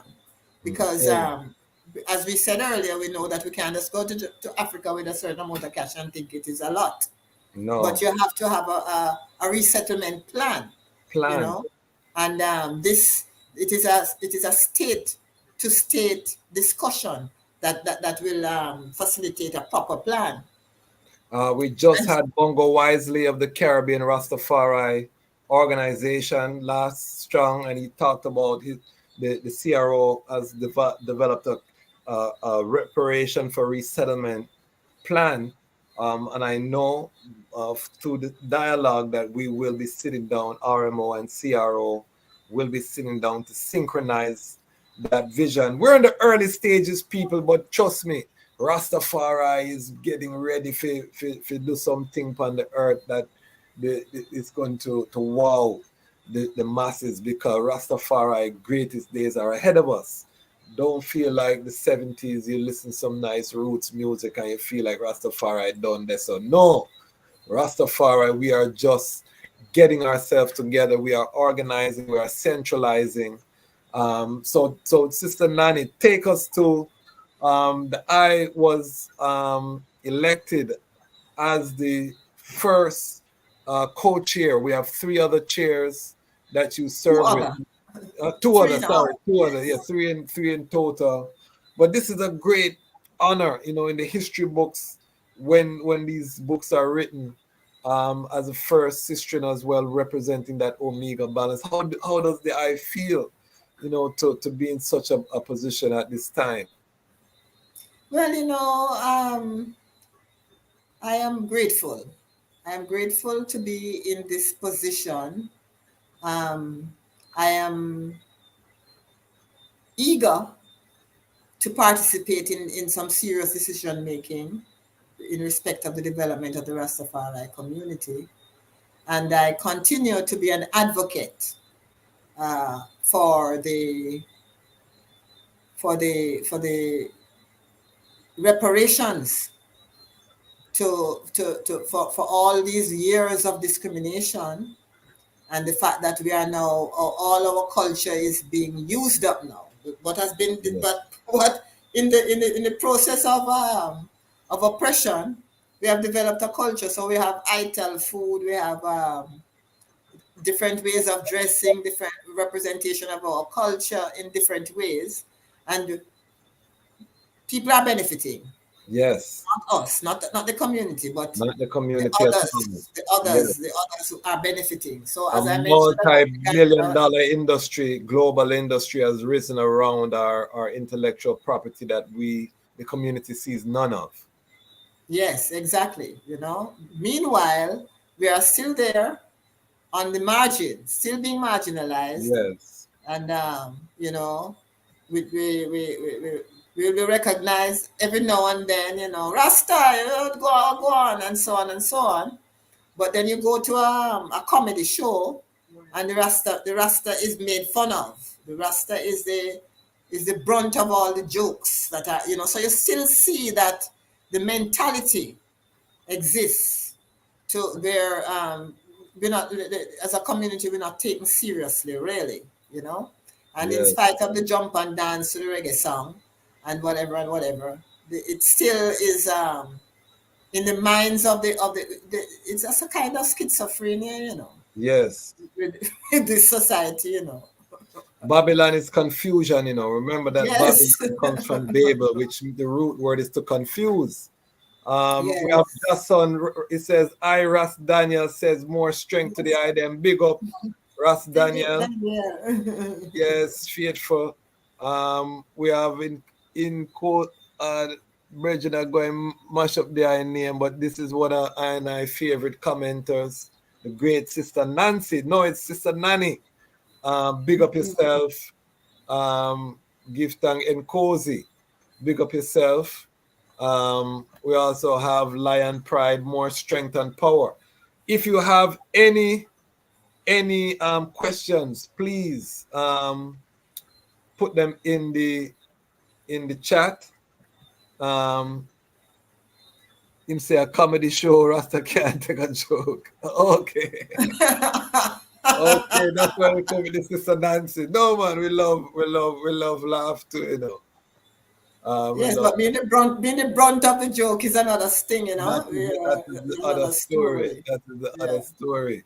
But this is good because we have to clarify, bring clarity. I heard a interview on Muta, Honorable Priest Lamont, one of our other co-chairs, and Muta was making an issue about the eye, whether or not you're still part of the Coral Garden Benevolent Society. So I just want the eye clear up that part in terms of the eye role with the the Rastafari Coral Garden Benevolent Society at this time. Yes, I am no longer the secretary. Yes. I'm still a member though. Yes. As I'm still here representing on behalf of the Benevolent Society. Important. After what? 10 years of active participation in development of the registration of the Benevolent Society and the process of agitation and all of that. There can be no doubt that my heart is there, Yes, of course. So, but, there are others who need to, you see, volunteerism, it is, some people say volunteerism is dead or dying. And, yes. Because most people now do not give up their time, and it really is a lot of time taken. It's a lot of time. I as a frontline worker, I know, and I want to touch on this point because I've been saying for a while, we chant as Naya Bingi, I'm a Naya Bingi, Sister Nanny is Naya Bingi. We chant about volunteer Ethiopians, Yes. But we cannot build a nation on volunteer service. Volunteerism volunteers are important, but we cannot build a nation sustainably on volunteer labor. And what we find in Rastafari is that we have no organizations that are full-time employing people to advance the nation. This has to stop. And this is one of the things that RMO is seeking to address in terms of prioritizing an economic development plan and other initiatives. And this is why I'm so optimistic when you see me smiling all of the time, talking about how bright the future is for Rastafari, because we know that the frontline workers are almost unanimous, because there was one time people used to burn money, they used to burn structure, they would burn all of these things. But I don't hear that anymore, because I think the reality has set in on the frontline workers that no, we need to employ people, we need structure, we need bank accounts, we need registered entities, we need to create an ecosystem that is going to allow us to thrive, to be able to fulfill the creed in a sustainable way, because we cannot defeat Babylon if we don't have an alternative to Babylon. And that is the key, and that is the mission that Haile Selassie has showed us, the highest of himself, established I. We talked earlier about Addis Ababa being the foundation and being impressed.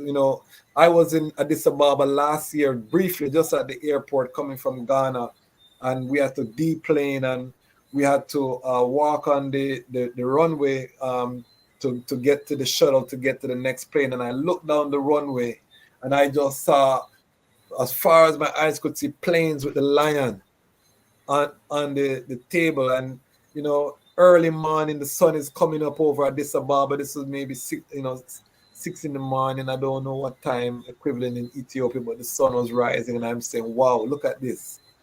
His Majesty legacy to this day. You see this sprawling metropolis, the number one airline on the continent, the infrastructure, everything laid out right there, the African Union headquarters there because of the work of His Majesty. And you say, wow, he disappeared, but the man really laid out the foundation for I.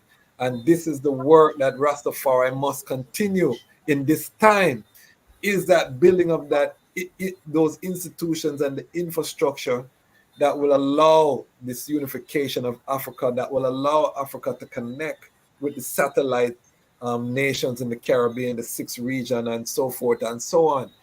What are your thoughts about that, Sister Nanny? Yes, 100%, my brother. And as I say, I'm here still stepping up to the RMO's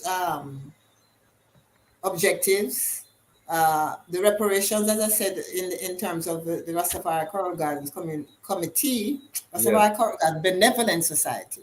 Yes. We presented the 13-point plan for reparations, and which included most of them include reparations to be paid to the community. And so the RMO has been launched, and we have our activities cut out for us. Yes. Because if we follow through with the advocacy for the community reparations, then quite a bit of we would have done a big step in the move towards the community unification. Because, for example, in September, recently the Minister of Education announced that children should not be should be allowed to wear locks in school. Yes. And that has been something that we have been pressuring for so very long. Yes. But what we really want to say is that yes, it is good for one minister to step up and stand up and say this. Yes. But it is better for the community, the Rastafari community, for the government to have a written policy. Yes. So that no individual can come and change that without referring to us. Yes. And and not only a written policy, but sanctions being put in place for perpetrators who refuse to adhere to the policy. So they should either be fined, or they should either be fined, or whatever we think appropriate for these kinds of human rights abuses, because they are human rights abuses. And as I was saying recently, that we should look at a 13, 14, 15-year-old who was turned out of school because of locks. Yes. And you realize that it's a very traumatic experience. Yes. You know, and that youth really, you know, it will affect the youth psychologically in different ways. Of course. You know? Of course. Sometimes, you know, that you might either see them get withdrawn, you know, and start to question what is this that I am experiencing, or they might become aggressive, you know, in some kind of self-defense. But either way, it is not a positive outcome. It's serious. And so what we need to do is to protect our youth by insisting on a written policy and sanctions so that these principals who do not want to go by whatever, because you see, we call it institutionalized discrimination, you know, because what happens is that the society has socialized these people over the years to look negatively at Rastafari. Yes. And so if you straighten your hair and go to school, no problem. Yes. But if at all you try to represent your Afrocentric, your Afrocentricity, yes. then you are penalized. You are and penalized and traumatized by the state. You know? We have a sound. We need organization. Yes, and cozy. Big up yourself. Do the Empress know any of the ancient elders like Sister Bubbles? I'll let the eye answer that. Well, personally, I know of Sister Bubbles, but I don't know her personally. Okay. Well, I did know her personally. That is one of my elders that I was honored to learn from, to stand up on the battlefield, to provide assistance to sit at her feet and to hear the stories of the early days of the trad. I feel blessed. Angelic voice, one of the angelic voices of the Naya Bingi House.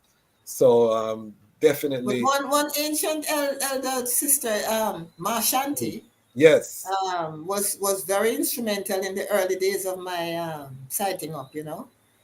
Yes, yes. I know her from early, and okay. Yes, and their Kingman, Pashanti. Yes, right. I never met Pashanti, but I know Marshanti very well. She was another legendary elder, you know. Death had to really do a lot because she survived so much in our lifetime, you know. Yes, yes. I'm sorry I couldn't have her on this platform. And Cozy is saying catch up to St. Kitts, Jamaica. Here, peace. Okay, and Cozy are coming with the comedy tonight. But point well taken. Jamaica is falling behind in the Caribbean in terms of Oh yes. its Oh policy yes. toward Rastafari. So It's a bigger plantation, you know. So the yes, yes, headquarters of the plantation system. exactly. And the home of the rebellious Africans. So they have to Yes, be very yes. careful what they let through the gate. Believe it or not, Sister Nanny, we've done 2 hours already, you know, fly by so fast.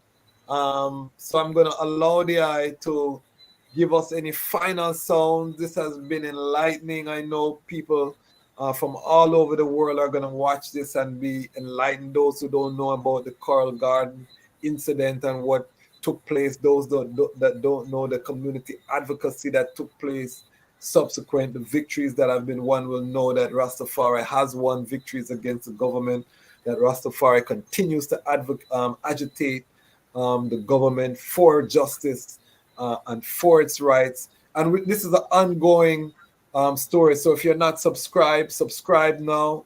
We're going to be bringing it to the item here. Next Thursday, we also are going to be welcoming another powerful sister and Sister Fanai from Rastafari TV, one of the largest Rastafari media platforms, will be live with us. So again, we're bringing the frontline workers from all side and all tribe. I'm really trying to also focus on balancing the female voice because a lot of time we hear from the Rastafari brethren and we don't hear from the sister. My channel is 95% male audience, but I'll grow that 5% and try to get a 40 at least. Maybe you might be blamed, Rasquasi. I What's was that? thinking about you might be blamed for that. I was Why? thinking about it this afternoon. When your program is called Lion Pride. What Yes. about the lioness?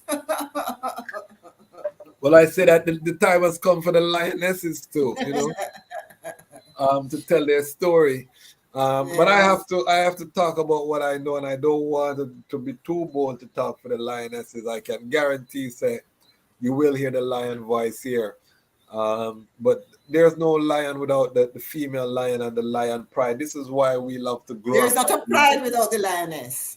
Yes, there's not a pride, exactly. Yes, You right. see it, you see it. So Sister Nanny, please let the people know how they can contact, how they can support the Coral Garden, the Rastafari Coral Garden Benevolent Society work.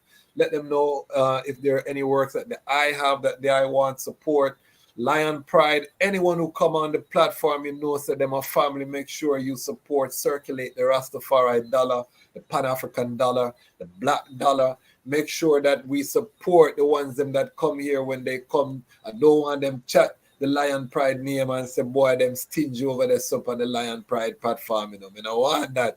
We want Lion Pride to make a change and an impact. So please, Sister Nanny, how can the ones them support the I works and anything that the I want to just seal up in terms of information? Okay, so Rastafari Coral Gardens Benevolent Society's email address is RCGBS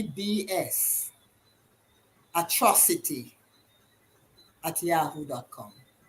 So whatever communication you want to make with us, you can go by that.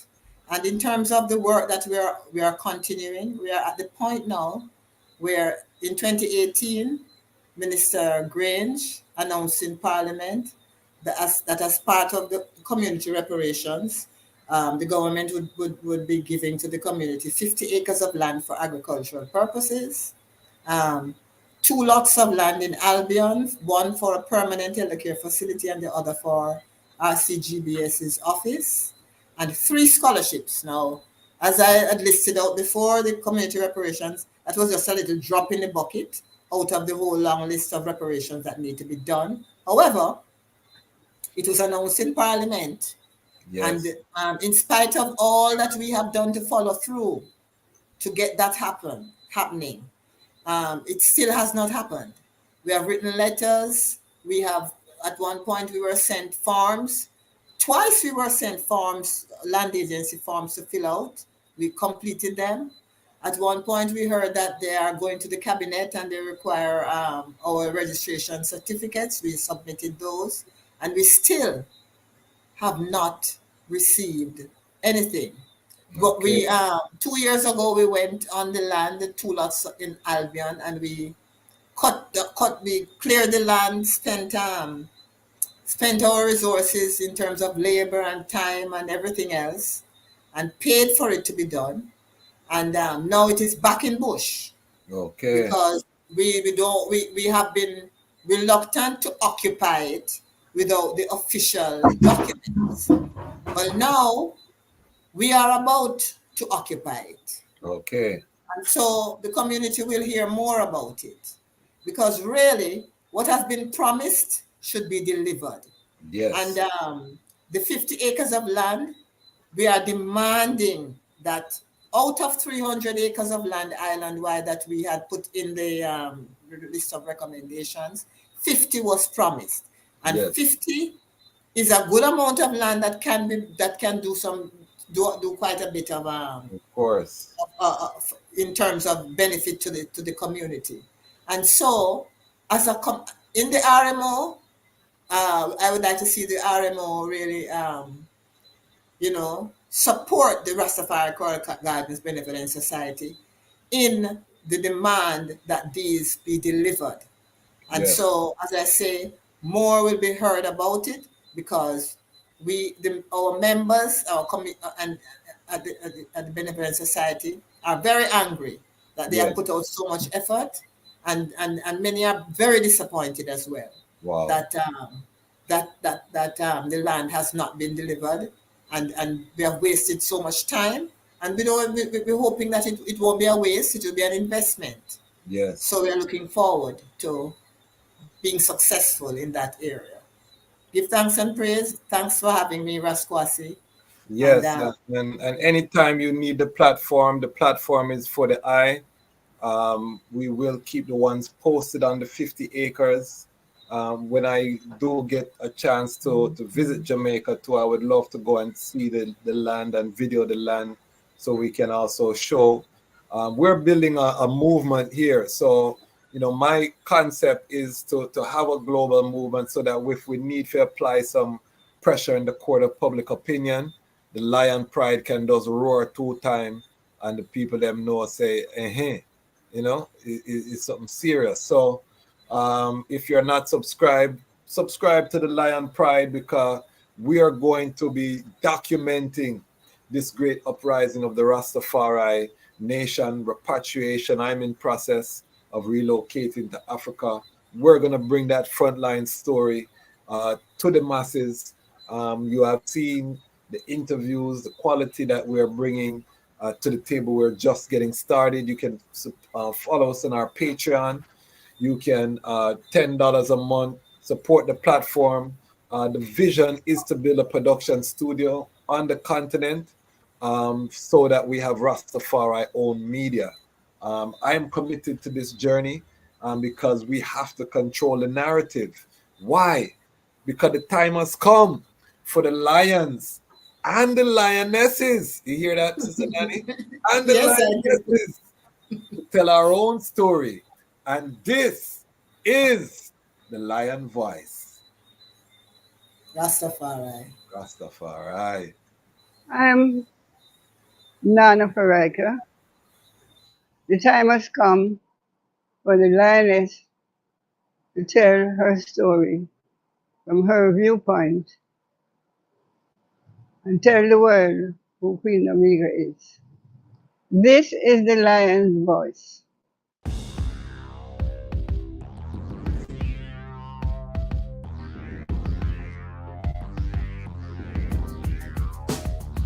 Well, lion voice, tell them that's the people first choice. Lion voice, make the lioness them feel nice. Lion voice, with the lion cubs we sacrifice. Lion voice, got to show the people them the life. Lion voice.